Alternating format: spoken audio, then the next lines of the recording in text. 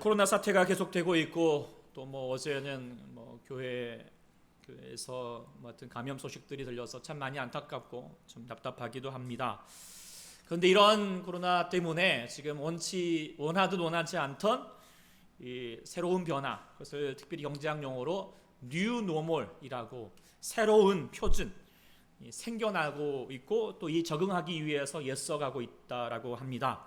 그래서 마스크를 쓰고 손 소독을 하는 일상생활에서부터 사회적 거리두기, 재택근무하고 또 뭐 비대면 소미를 하고 홈콕 생활들이 이렇게 일어나고 있는, 그래서 이전의 어떤 기존 사회 체계 붕괴가 되고 사회들이 보그가 되고 새로운 흐름들이 이렇게 지금 발생하고 급격하게 발생하고 있는 시대를 우리가 지금 살고 있는 것이죠. 이에 대해서 교회도 예외는 아닙니다. 그래서 코로나 이전과 코로나 이후의 교회 모습 많이 달라졌잖아요. 그래서 이렇게 지금도 우리 영상으로 정말 이전에는 상상할 수 없는 이런 예배를 드리고 있고 또 우리 신앙의 생활도 많이 달라지고 있는 줄 압니다. 우리가 또 이를 위해서 또 이런 변화에 대해서 감수하고 또 받아들이고자 하는, 그래서 변화에 적응하는 노력들이 필요할 것입니다.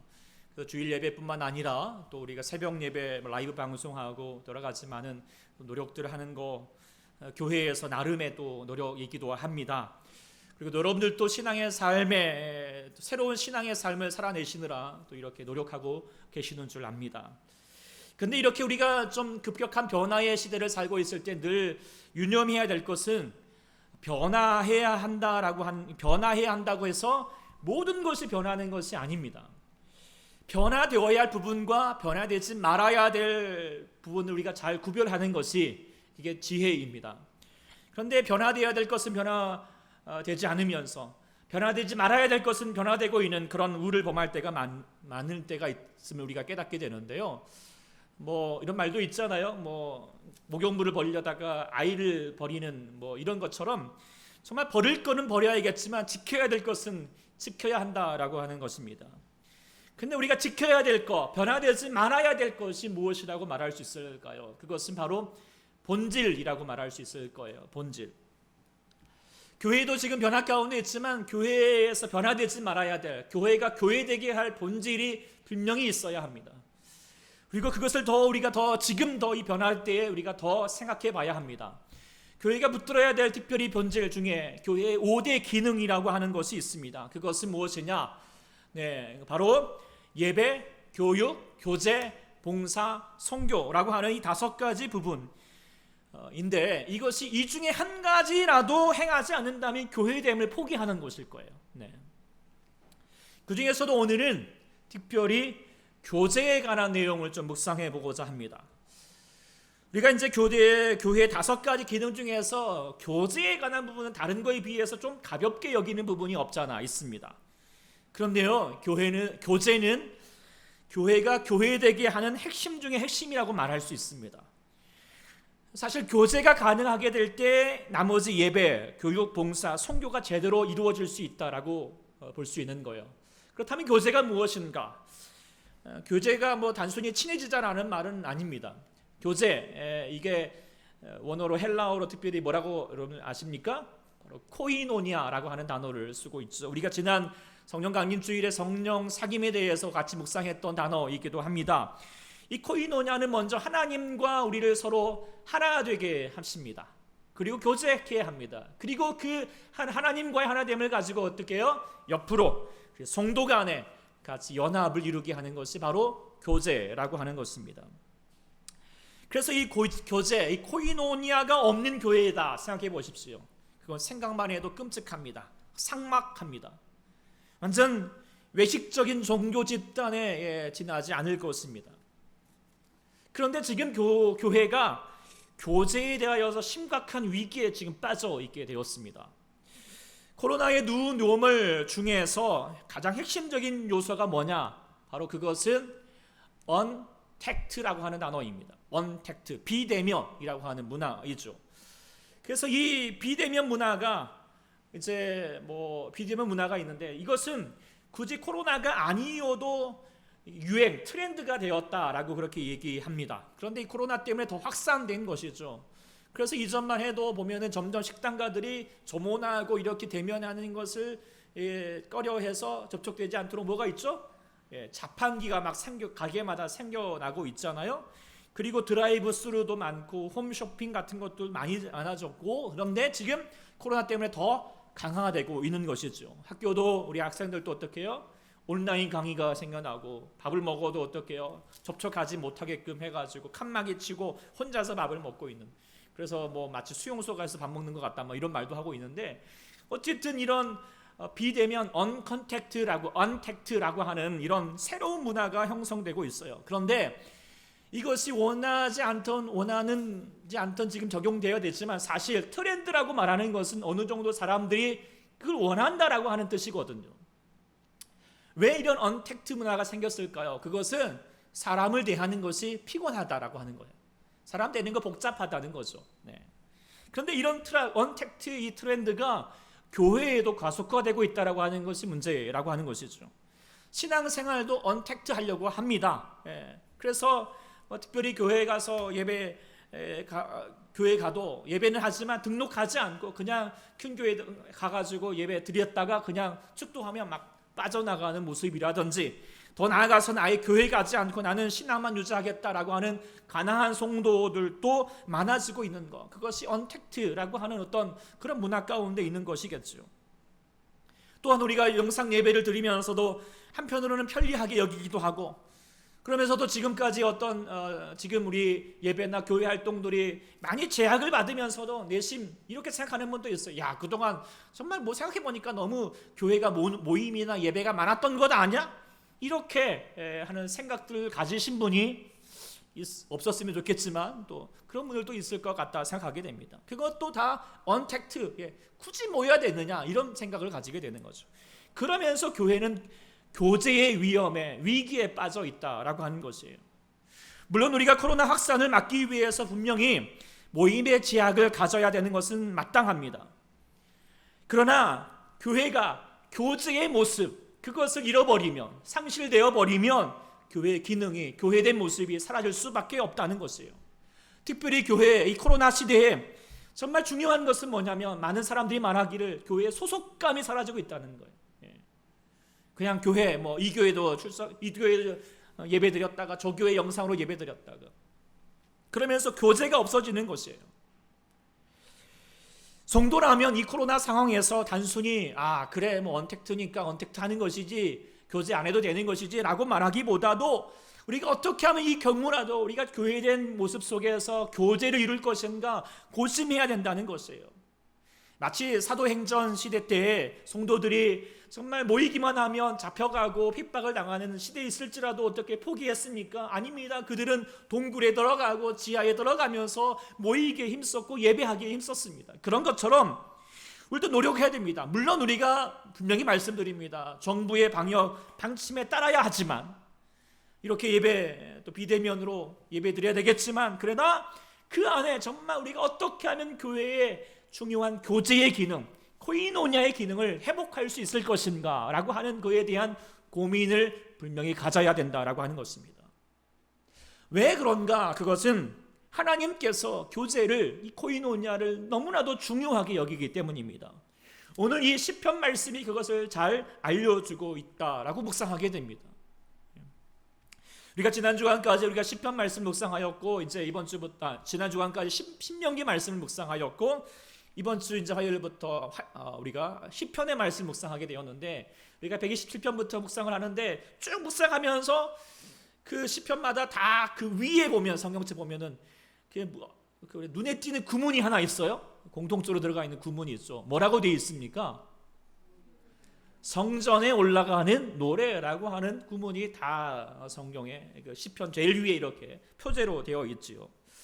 이 성전에 올라가는 노래는 120편부터 134편까지 약 성경에서 15편에 걸쳐서 이렇게 성전에 올라가는 노래라고 그렇게 제목을 붙여져 있는데, 이게 뭐냐? 여러 가지 해석이 있지만 그 중에서 가장 유력한 해석은 이스라엘 백성들에게 1년에 3번씩 예루살렘 성전에 가야 합니다. 누구라도. 그건 3대 절기인데, 그 3대 절기가 뭘까요? 아시나요? 첫 번째로는 유월절, 그 다음에 우리가 다음 주에 있게 될 맥추절, 그리고 초막절. 공교로 다음 주가 맥추절입니다. 중요한 절기라는 거죠. 어쨌든 이스라엘 백성들이 3대 절기가 되면 다들 모든 사람들이 예루살렘 성전을 향하여서 이동하게 됩니다. 우리 민족도 뭐 추석이나 설이 되면 고향 찾아서 다 이렇게 이동하는 것처럼 이스라엘 백성들도 민족 대이동을 하게 되는데, 그런데 우리의 민족 대이동과 그들의 민족 대이동은 다릅니다. 뭐가 다르죠? 한 방향을 향하여서 가는 거예요. 모든 사람들이 한 방향, 어디를 향하여 가는 거죠? 성전이 있는 예루살렘을 향하여서 가는 거예요. 그렇게 순례해 가는 거예요.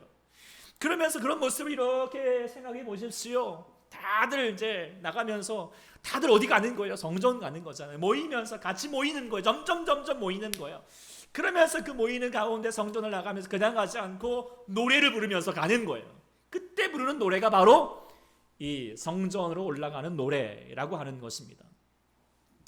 근데 또 이 성전에 올라가는 노래가 또 신경경학자들은 한편으로 이렇게 성전을 향하여 나아가면서도 노래를 부르지만, 또 한편으로 여러 가지 많은 핍박과 박해와 어려움 속에서 성전에 가고 싶어도 성전 가지 못할 때 부르는 노래가 이 노래라는 거예요.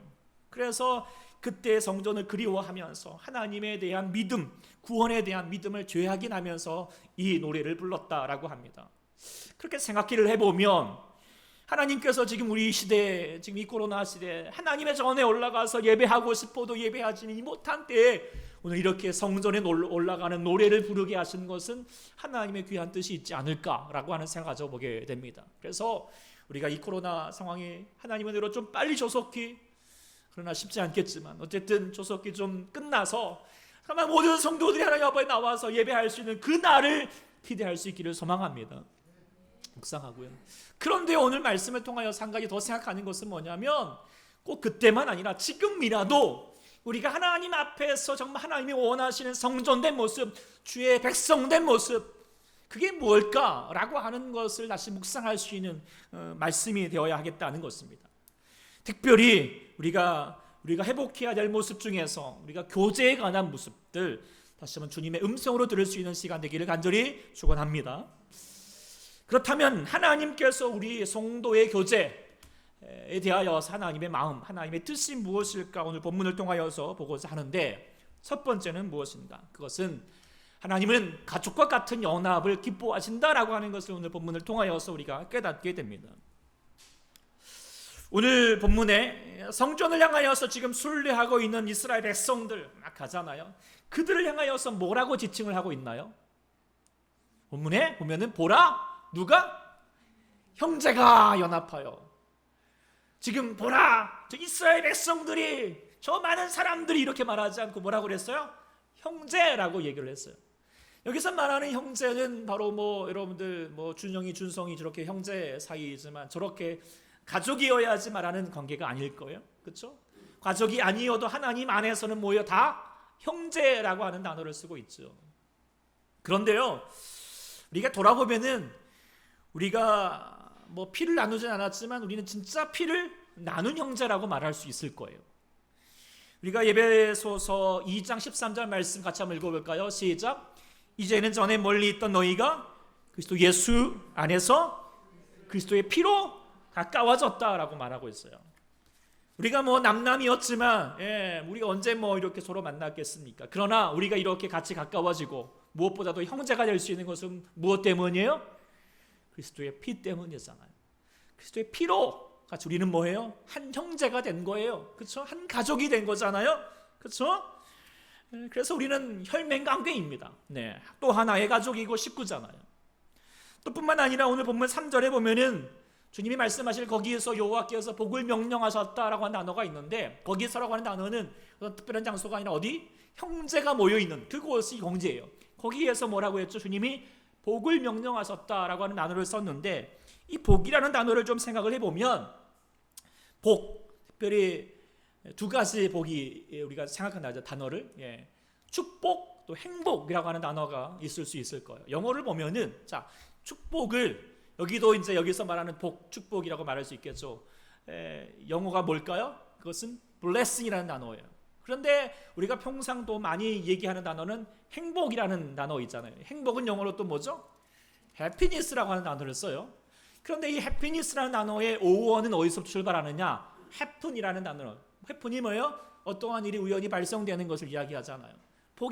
행복이 그럴 수 있다라고 하는 것을. 그래서 럭키 이런 것처럼 여겨지는 것이 행복이잖아요. 그런데 축복은 좀 더 다릅니다. 블레싱이라고 하는 단어를 써요. 근데 이 블레싱의 어원은 뭐냐? bleed라는 단어예요. bleed가 뭐죠? 피를 흘리다라는 단어거든요. 아주 중요한 메시지를 달리고 있는 거죠. 하나님께서 우리에게 축복을 허락하시는 것은 그냥 된 것이 아니에요. 뭐죠? 하나님께서 피 흘림으로 말미암아, 예수 그리스도의 피로 말미암아 우리가 우리 가운데 하나님의 축복이 우리 가운데 임하게 되었다라고 하는 사실이고, 또 주님께서 우리에게 다시 한번 하나님 안에서 형제가 되게 하시는 것은 그냥 된 것이 아니라 뭐요? 하나님의 피 흘리시는 축복으로 말미암아 이루어졌다라고 하는 것을 우리가 묵상하게 되는 것이죠. 그러니 우리는 뭐예요? 같이 하나님 안에서 한 형제인 거예요. 한 가족이라는 거죠. 정말 친밀한 가정 가운데 하나님이 우리 가운데 축복하기를 원하신다는 것이죠. 그리고 그 하나님의 형제된 사람들이 무엇하기를 원하시느냐? 연합하고 동거하기를 원하고 있는 거예요. 하나가 되기를 원하는 거예요. 그럴 때 하나님이 어떤 마음이 있느냐? 뭐라고 말했죠? 어찌 그리 선하고 아름다운 것.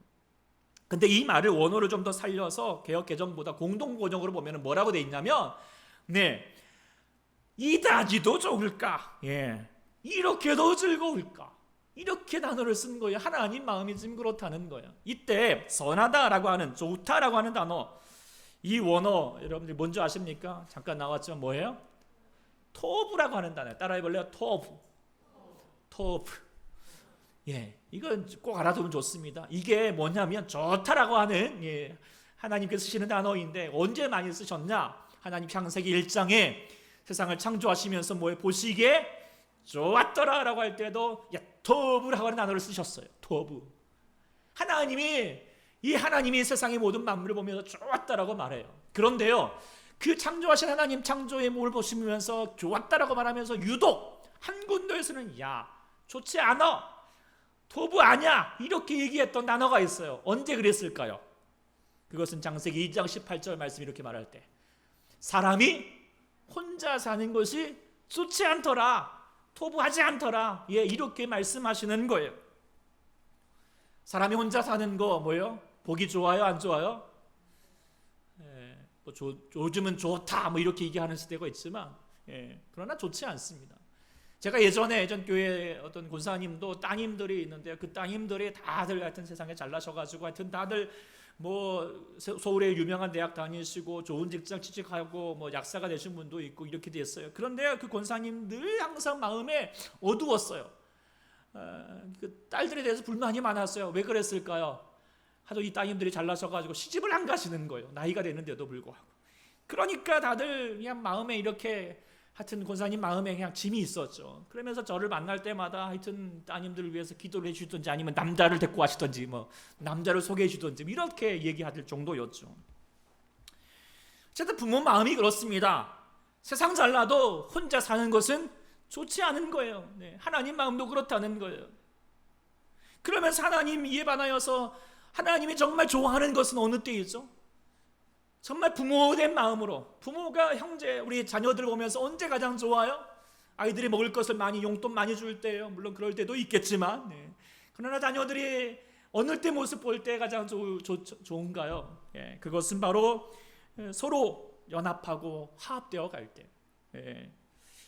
그래서 저희 집 아이들도 가끔씩 정말 우리 자매끼리 정말 이렇게 서로 사이좋게 앉아가지고 서로 속닥거리고 있는 모습 보고 있으면 얼마나 기분 좋은지 사진이라도 좀 찍어주고 좀 간직하고 싶어요. 볼 때마다 좀 기분 좋아지게. 이게 바로 부모의 마음, 바로 하나님 마음이라는 거예요. 하나님께서 보시기에 우리는 바로 피로 맺어진 형제처럼 여기는데, 하나님이 원하시는 것은 뭐예요? 하나님 언제 기뻐하는가? 무엇을 우리 가운데 바라시는가? 우리가 서로 연합되어 가고 하나가 되어 가고 사랑할 때라고 하는 것이죠. 그러면 그런 모습을 보시면서 하나님 뭐라고 말하는 거예요? 이다지도 좋을까? 이렇게도 즐거울까? 라고 말씀하셨다는 것이었죠. 이 하나님의 마음을 헤아려서 우리 또 서로 형제된 우리가 서로 사랑하면서 서로 연합되어 갈 수 있는 우리 공동체가 될 수 있기를 간절히 소망합니다. 첫 번째로는 우리가 하나님께서 우리가 무엇보다도 가족과 같은 연합을 기뻐하신다라고 하는 사실을 우리가 기억해야 하겠고요. 두 번째로 우리가 하나님께서 오늘 본문을 통하여서 깨닫게 되는 성도의 교제 하나님 말씀은 뭐냐면 우리의 교제가 더 깊어지고 흘러가기를 넓게 흘러가기를 원하신다라고 하는 것을 우리 깨닫게 됩니다. 오늘 본문에 보면은 이스라엘 백성들의 그 형제들 성도들의 연합 교제를 보면서 이 선하고 아름다운 교제를 통하여 두 가지로 상징적인 비유적인 상징을 지금 이야기해 주고 있는데요. 먼저 2절에 보면은 뭐라고 말을 하고 있죠? 그것은 바로 머리에 있는 보배로운 기름이 곧 아론의 수염에 흘러서 그의 옷깃에 내림 같고라고 말을 했어요. 이 모습은 출애굽기 29장에 나오는데 아론과 그의 제사장들을 제사장으로 임명할 때 가장 중요한 순서가 뭐냐면 뭐예요? 머리에다가 기름을 붓는 거예요. 그러면서 제사장이 제사장 되는 신분을 갖게 되는데요. 하나님께서 본문을 통하여서 성도의 교제에 하나님께서 원하시는 것은 성도들에게 그 교제 속에서 하나님의 기름 부으심을 있게 하겠다라고 하는 거예요. 그런데 그 기름이 뭐냐? 성경의 전체로 봤을 때 그 기름은 하나님의 임재를 상징하는 것이고 또한 성령을 상징하는 것이지요. 우리가 지난 성령 안리주를 통하여서 성령님께서 우리 가운데 행하시는 가장 중요한 사역이 뭔가? 그것은 아까 말씀드렸던 것처럼 코이노니아, 사귐이라고 하는 단어 말씀드렸잖아요. 그것입니다. 이게 정말 중요한 거예요. 우리가 우리의 아무리 형제라고 지칭을 하고 서로 같이 또 안에 연합하려고 해도 우리의 노력만으로는 어때요? 많이 부족합니다. 네. 우리는 늘 항상 그렇습니다. 우리 집 자매님들도 맨날 싸웁니다. 네. 교회도 맨날 싸움입니다. 서로 모습이 다르고 왜 그렇습니까? 서로 언어가 다르고 바라는 것이 다 다르기 때문이죠. 무관심해서 그런 것이 아니에요. 그만큼 귀하기 때문이잖아요. 그런데요, 그 안에서 갈등이 일어나기 쉽습니다. 그러나 성령님께서 그 안에 계셔야 합니다. 그래서 성령님께서 SMPS 변환잔치처럼 되어주셔서 때로는 우리가 어떤 사람이 나에게 막 섭섭한 말을 해도 성령님이 그 안에 딱 계시면 뭐예요? 아, 저 사람이 나에게 그만큼 관심이 많구나 라고 하는 것으로 해석하게 되는 것이죠. 그러면서 그를 이해하게 되고 더 기도해 줄 수 있게 된다는 것입니다. 성령 충만하면 서로의 관계가 다 이해돼요. 다 괜찮아지는 것이죠. 그래서 사도 바울은 이렇게 말을 했습니다. 에베소 4장 1절부터 3절인데 같이 한번 읽어보겠습니다. 시작. 그리스도 그러므로 주 안에서 갇힌 내가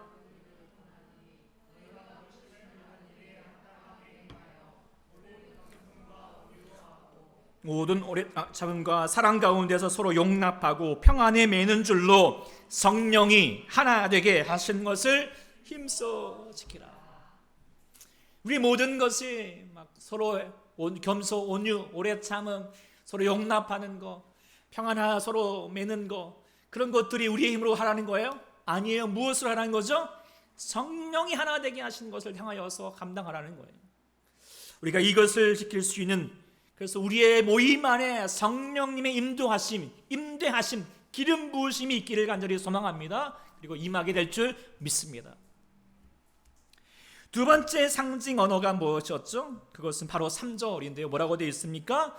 홀몬의 이슬이 시온의 산들에 내림 같다라고 되어 있습니다. 이게 홀몬산입니다. 지금 갈릴리 호수에서 보는 홀몬산인데 이것은 이스라엘 북쪽 레바논 산맥에 있는 높은 산이에요. 약 2,700m에 되는 그런 높은 산이어서 그래서 산 꼭대기에는 늘 눈이 쌓이는 만년설입니다. 근데 그렇기 때문에 꼭대기에는 찬고기가 있고 밑에서는 이렇게 더운 바람이 사막의 습한 바람이 샥 불면 어떻게 되죠? 거기에서 이슬이 맺히고 구름이 생성되고 이슬이 맺힙니다. 그러면 그 산 꼭대기에서 나뭇가지에 달라붙어 있던 것들이 딱 떨어지면서 어떻게 돼요? 네, 물이 모여지게 계곡이 형성되고 그래서 갈릴리 호수가 져서 온 이스라엘 팔레스타인 땅에 생명의 이 물을 공급하게 되는 것. 그것이 바로 홀몬산의 이슬입니다. 어떤 분이 저한테 말하기를 자기는 맨날 이슬 먹고 산다라고 이렇게 얘기를 하더라고요. 네. 그래서 뭐 그렇게 깨끗한 물 먹고 사는 것 같지 않은데 무슨 이슬 먹고 사나 했더니 알고 봤더니 그 이슬이 무슨 이슬일까요? 참이슬이라고요. 네. 쇠주 먹고 산다는 것입니다. 술 먹고 산다는 거예요.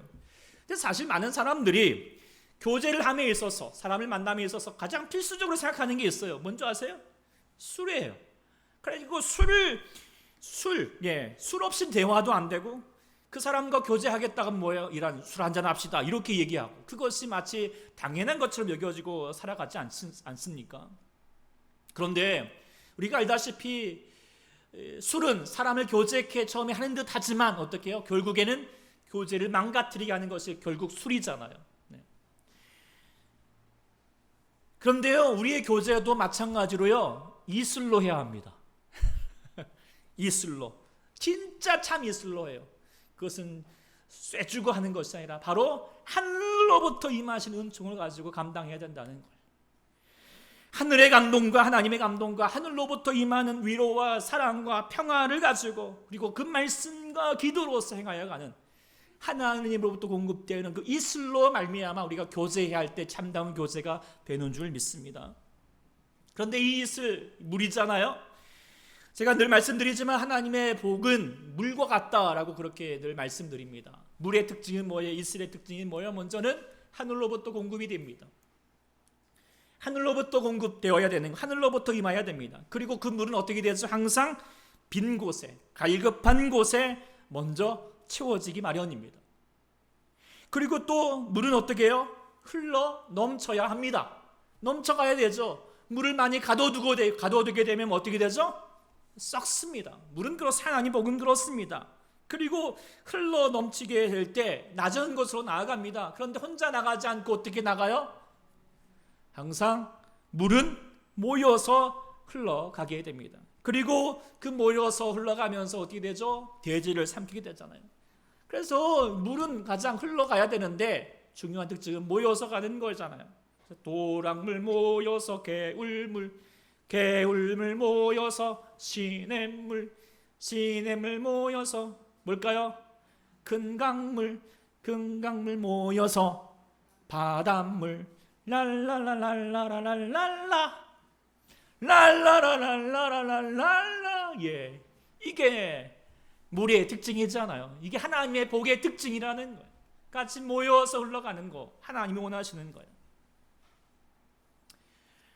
하버드의 의과 교수이자 사회학자인 니콜라스 크리스테키스와 정치학자인 제임스 파울러가 공동으로 쓴 커넥티드라고 하는 한국말로 행복은 전염된다라고 하는 책이 발간된 적이 있습니다. 이 책은 1973년부터 2003년까지 12,067명을 연구하여 수축한 끝에 도대체 행복이 어떻게 발생되고 어떻게 확산되는지 분석한 내용입니다. 그런데 이 결론 끝에 행복의 가장 중요한 것은 뭐냐? 결국 관계다라고 하는 거예요. 그것도 관계에 따라서 다르다는 거예요. 예를 들어서 나의 친구가 나 때문에 내가 행복하면 나의 친구가 행복할 확률은 뭐예요? 친구가 행복하면 내가 행복할 확률은 15% 더 상승한다라고 말해요. 그리고 또한 친구의 친구가 행복하면 어떻게 되죠? 내가 행복할 확률은 10% 정도 더 확률이 높아지게 되는 것이고, 그러니까 친구의 친구가 행복하면 뭐예요? 내가 행복할 확률은 6% 높아진다라고 그렇게 연구 결과를 말하고 있습니다. 이것은 뭐죠? 행복은 결국 전염된다라고 하는 것이죠. 관계를 통하여서 흘러간다라고 하는 거예요. 그래서 이 책의 주장에 따르면 우리가 사회적으로 범죄를 줄이고 또 행복을 확대하기 위해서는 연결의 종류, 이런 연결되어 있잖아요, 서로. 그래서 연결의 종류를 개선하고 또 동참하도록 해야 되는데, 예를 들어서 가난을 줄이려면 가난한 사람들이 사회의 다른 구성원과 새로운 관계를 맺도록 도와줘야 된다는 거예요. 간단히 말하면 그렇습니다. 행복한 사람 곁에 있으면 행복하고요, 불평하고 맨날 불행하다라고 생각하는 사람 옆에 있으면 어떻게 해요? 불행해지는 거예요. 그런데요, 어떤 사람이 불행해진 사람이 있다면, 불행한 사람이라면 그 사람을 행복하게 하려면 어떻게 해야 될까요? 행복한 사람 옆에 있게 하면 된다는 거예요. 이것이 여기서 말하는 내용이거든요. 커넥트 되어 있다는 거죠. 그런데 이 책을 묵상하면서 뭐예요? 하나님의 뜻이 일어나는 거예요. 하나님께서 교회를 통하여서 바라는 것이 바로 이거예요. 하나님 주시는 복을 어떻게 해요? 행복하지 않은 사람, 주의 구원을 모르는 사람들에게 전해주라는 거예요. 어떻게 해요? 우리의 말로써, 당신 행복하십시오. 제가 축복합니다. 기도할게요. 우리의 말이 아닙니다. 주의 복은 어떻게 전해질까요? 삶을 통하여서 전해야 됩니다. 하나님께서 우리 가운데 삶을 통하여서 정해지라는 거예요. 그것이 하나님께서 원하시는 뜻이라는 것입니다. 그런데 우리는 돌아보면 우리는 충분히 지난주 묵상했던 것처럼 충분히 행복합니다. 이미 행복한 줄 믿습니다. 우리가 행복하지 않는다라고 말하는 것은 행복한 조건이 없어서가 아니라 조건이 없어서 행복하지 않은 것이 아니라 행복한 줄 몰라서 행복하지 못할 뿐이에요. 하나님은 정말 우리 모두가 누구도 행복하기를 원하십니다. 행복하게 하십니다. 그런데 하나님이 우리 원하시는 것은 우리만 행복하기로 끝나는 것이 아니라 뭐예요? 너를 통하여서 네가 헐몬의 이슬처럼 되어서 그래서 우리 모두가 하나님의 백성으로서 어떻게요? 이 땅의 대지의 많은 사람들을 행복하게 하여라 라고 하는 것이 하나님의 뜻임을 우리가 묵상해야 될 줄 믿습니다. 행복으로 이 땅을 적시라는 거예요. 그러기 위해서는 우리가 삶으로 만나야 합니다. 예수님께서 끊임없이 삶을 통하여서 만나셨던 것처럼 우리도 그렇게 어울리면서 함께 행복하게 하라는 것이죠. 그러기 위해서 우리가 먼저 어떻게 해야 될까요? 행복해야 합니다. 여러분이 행복하셔야 합니다. 사명감을 가지고 여러분 행복하십시오. 그리고 여러분들 누군가에게 서로가 행복하게 하는 존재가 되셔야 됩니다. 적어도 나는 이 행복을 향하여 이런 행복감을 가져야 됩니다. 어떤 사람도 어떤 불행한 사람도 나를 만나면 행복해질 거야. 그렇게 생각하십니까? 어떤 불행한 사람도 기분 나쁜 일이 있더라도 나를 만나면 저 사람은 즐거워질 거야. 행복해질 거야. 그런 행복의 사명감을 가지고 살아가는 여러분 될 수 있기를 간절히 소망합니다. 그것이 하나님의 뜻이라는 거예요. 그런데요, 사실 이게 쉽지가 않잖아요. 혼자서는 어렵습니다. 혼자서는 여러 가지 많은 불행한 조건들이 많습니다. 그런데 우리가 이것을 극복할 수 있도록 하나님께서 무엇을 허락하느냐? 바로 공동체를 허락하셨다는 사실이에요. 왜요? 행복은요, 주님의 축복은요, 물과 같기 때문이에요.